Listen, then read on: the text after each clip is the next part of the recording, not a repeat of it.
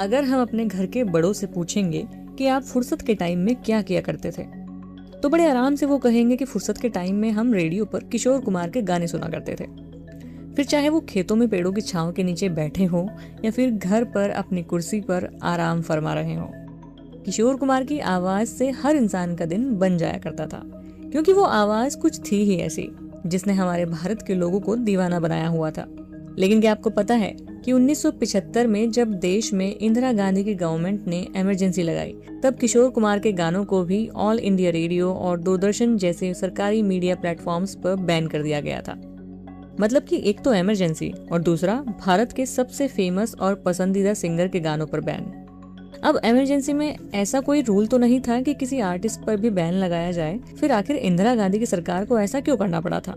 ऐसा कहा जाता है कि किशोर कुमार अपने नियमों और उसूलों के काफी पक्के थे और वो कभी भी अपने उसूलों और नियमों के साथ समझौता नहीं करते थे।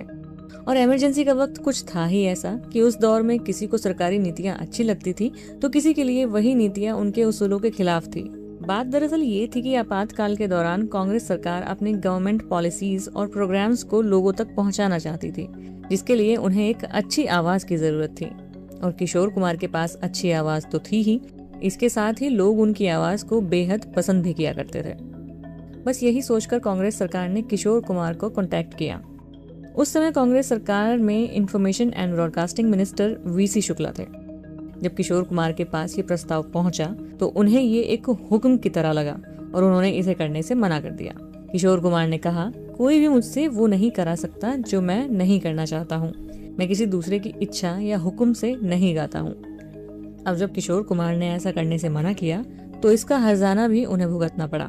और ये हर्जाना किशोर कुमार को कम, लेकिन उनके फैंस यानी कि भारत की जनता को ज्यादा भुगतना पड़ा। 3 मई 1976 को उनके गाने ऑल इंडिया रेडियो और दूरदर्शन पर बैन कर दिए गए और ये बैन तब तक रहा जब तक भारत में इमरजेंसी रही। मतलब कि कई महीनों तक देश में एक ऐसे आर्टिस्ट पर बैन रहा जिसकी आवाज सुनकर लोग अपना मन बहलाया करते थे।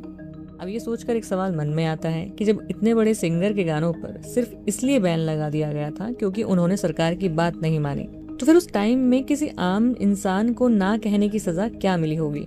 अगर आपने भी किसी अपने से इमरजेंसी के किसी किस्से को सुना है तो हमें कमेंट बॉक्स में जरूर बताएं।